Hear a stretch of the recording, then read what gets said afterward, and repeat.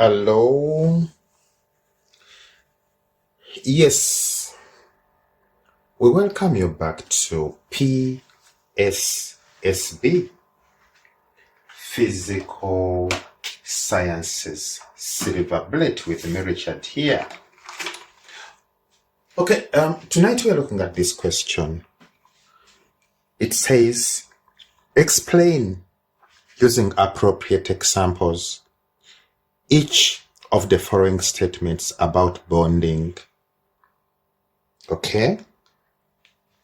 The first one says that covalent bond is formed between unpaired electrons of two bonding atoms.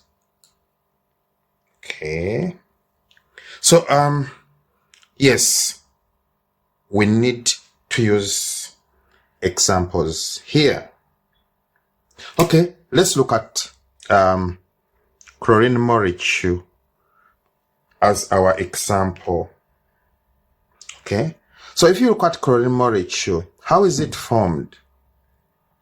Okay, you need to look at what it is. Chlorine molecule is formed between two chlorine atoms. And what we have here is the covalent bond.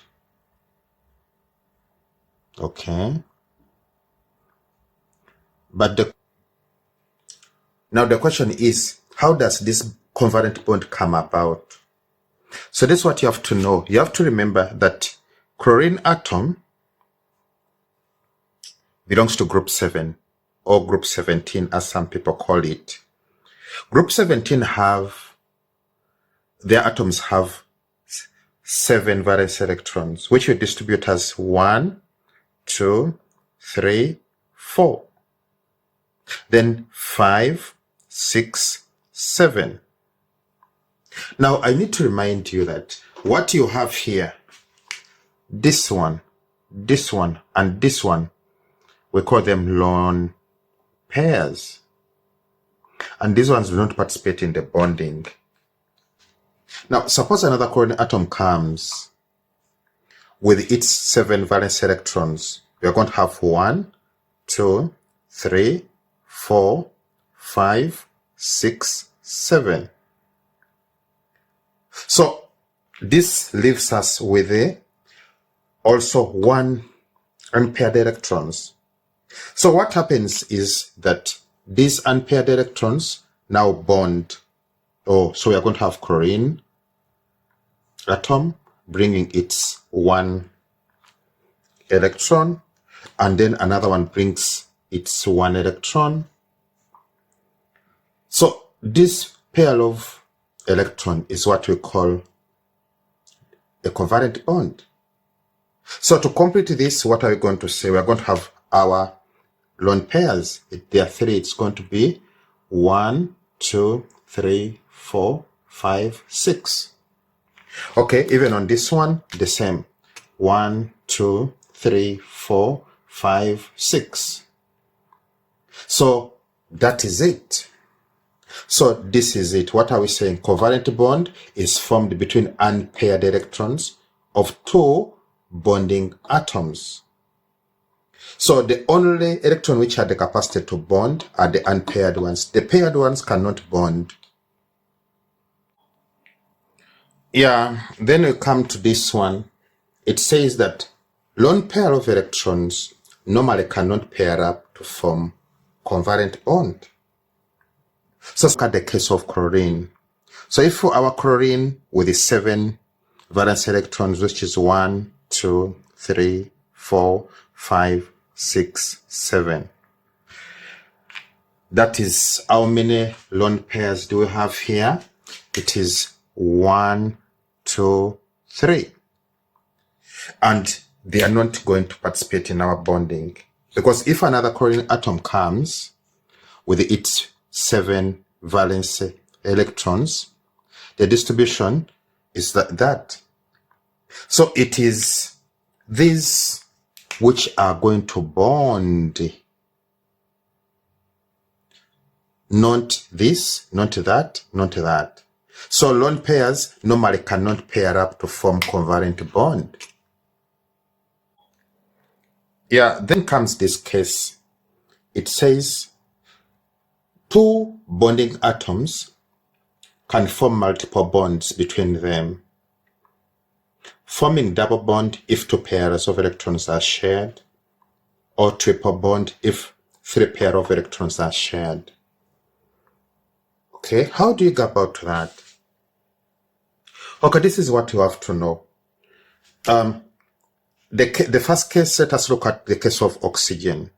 Okay, oxygen molecule is written like this, is O2. But structurally, it is oxygen bonded to that. The two oxygen atoms are bonded by a double bond. How does it come about? Okay, this is how it comes about. Okay, oxygen belongs to group 6 or group 16, having how many? 6 valence electrons, which we show as 1, 2, 3, 4, 5, 6. Okay? Then if another oxygen atom comes with the same distribution, which is 1, 2, 3, 4, 5, 6. So here, what are we observing? We are observing 2 unpaired electrons on each atom.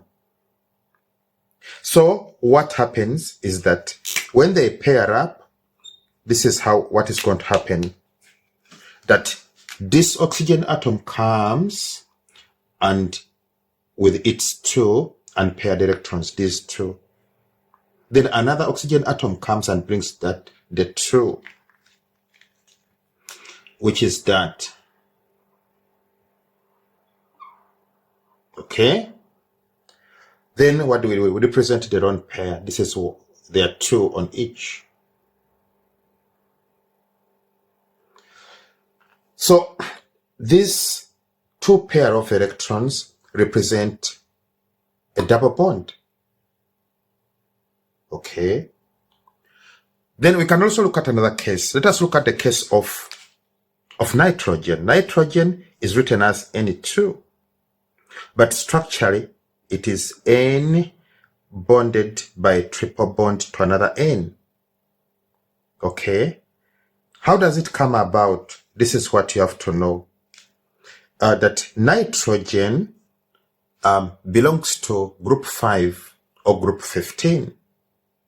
Group 5 has how many valence electrons? 5. So it's 1, 2, 3, 4, 5. Okay? So if another similar nitrogen atom comes, we are going to have 1, 2, 3, 4, 5. Now, in this situation, what are we observing? We are observing that nitrogen atom has 1 lone pair and 3 unpaired electrons. And you have to know that bonding occurs between unpaired electrons. So what are you going to observe? We are going to have our nitrogen coming like this. And these 3, 1, 2, 3. Okay. Then this one also brings its 3. 1, 2, 3. So that is it. Then we represent the lone pair on each, which you can put there. And for this one, we can put it here. So this is the case represented here. So we are saying, look at here, forming double bond if 2 pair of electrons are shared. So we have 2 pairs here, and these 2 pairs are representing a double bond.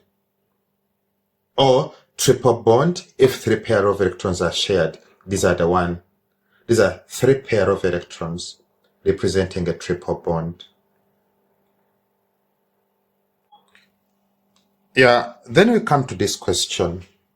It says an atom with an empty valence shell can accept a lone pair of electrons from another atom, leading to the formation of coordinate covalent bond or dative covalent bond. Okay.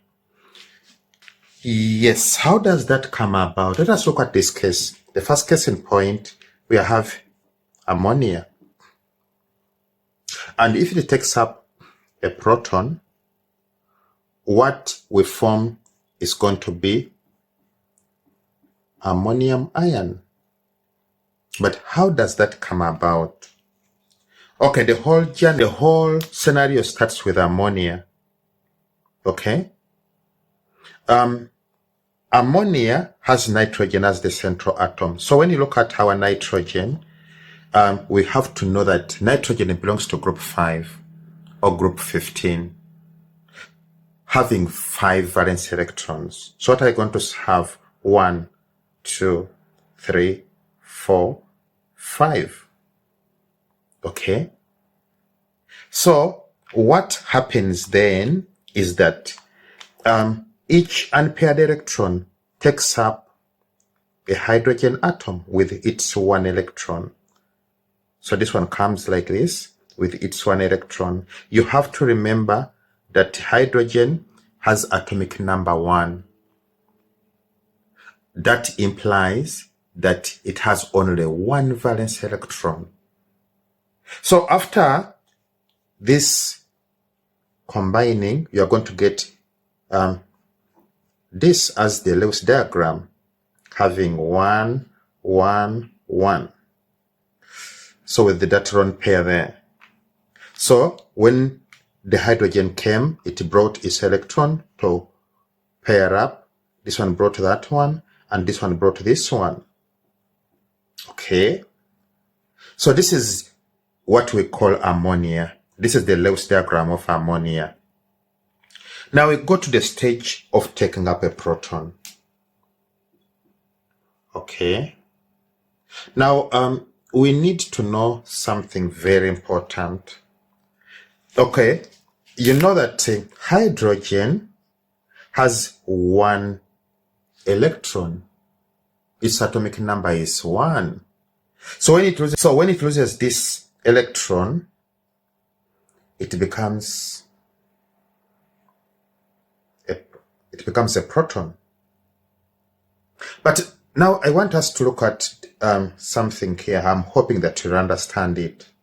When you are representing the electronic configuration of hydrogen, we write as 1s. That is the one for hydrogen. This is how hydrogen atom appears. It is 1s with 1 electron there. Okay? But when it loses this electron, it becomes what? Let us look at it. It becomes 1s without any electron. What you have here is what we call the proton. So what do we see? The proton has empty orbitals. It doesn't have any electron in the orbital. That's what was referred to as empty shell. This empty shell has a tendency of taking up a lone pair. So this is what is going to happen. This lone pair we have here is going to take up this proton. It's going to be donated to this. Donating it where? In this empty shell we have here. So taking up that proton leads to this, to our nitrogen with its hydrogen there, and this lone pair took up a proton. Because the proton came with a positive charge and the molecule was neutral, it becomes positively charged.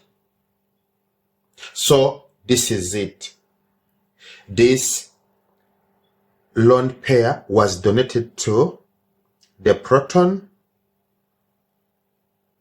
because the proton has empty valence shell.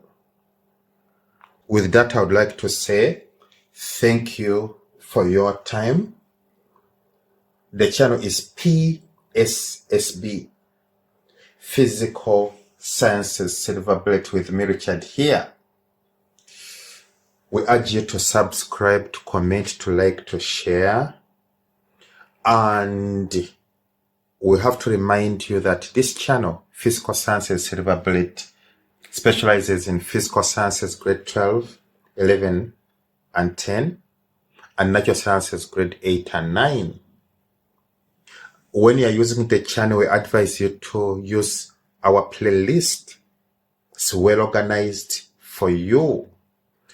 For grade 8 and 9, just look for natural sciences grade 8 or natural sciences grade 9. For grade 11 and 10, look for physical sciences grade 11 or physical sciences grade 10.